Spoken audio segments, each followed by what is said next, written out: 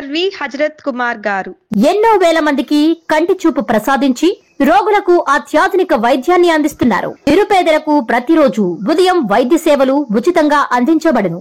వెంటనే సంప్రదించండి. విజేత కంటి వైద్యశాల, కెనరా బ్యాంక్ పక్కన, బాబు ఐస్ క్రీమ్ ఎదురువీధి, బృందావనం, నెల్లూరు.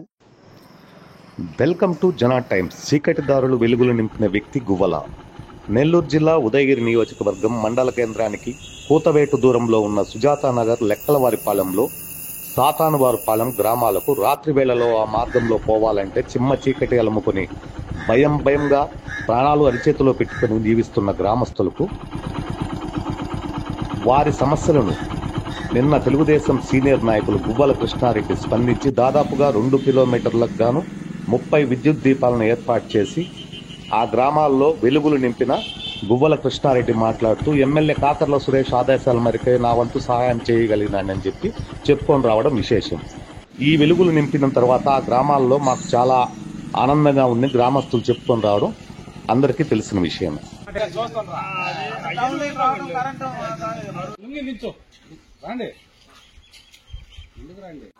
ఆయన ఆ రోజు సౌండ్ రూపాయలు 5 సంవత్సరాలు నేను కరెంట్ పూడి కరెంట్ మా సరే 5 సంవత్సరాలు పంచాయతీ ఎన్నోసార్లు చెప్పిన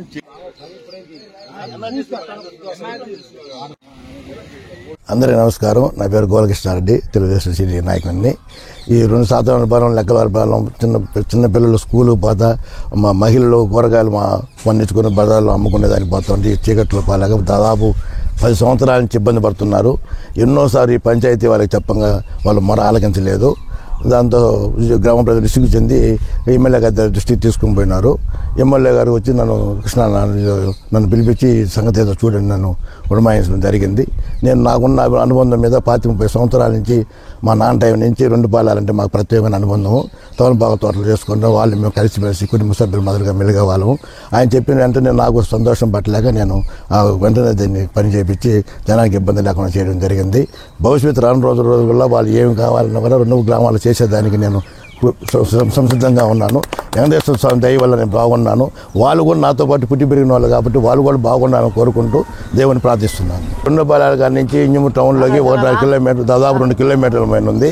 2 కిలోమీటర్ 30 స్తంభాలు, వైరు, లైట్లు అన్ని వేసి బీచి శుద్ధంగా ఈరోజు పట్టణం ఇంజము టౌన్లో ఎట్లుందో అదేవిధంగా 2 పల్లెలు అట్టే బ్రహ్మాండంగా ఉన్నాయి రాకపోకలు వచ్చిపోయేదానికి. ముఖ్యంగా చిన్నపిల్లలు రాత్రి స్కూల్కి పోయి రావాలని బాగా ఇబ్బంది పడుతున్నారు. ఇంత జనం ఇంత పంచాయతీ మేజర్ పంచాయతీ ఉంటే స్పందించకపోవడం దారుణము. అది గమనించుకొని రాబోయే రోజుల్లో కూడా మన టౌన్లో ఉంది కదా చుట్టుపక్కల కాలనీలు కూడా మంచి జరిగి చూసుకోవాల్సిన బాధ్యత పంచాయతీ మీద ఉంది.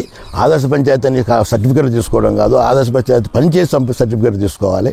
అది పెద్దలు గమనించగలని గమనిస్తున్నాను.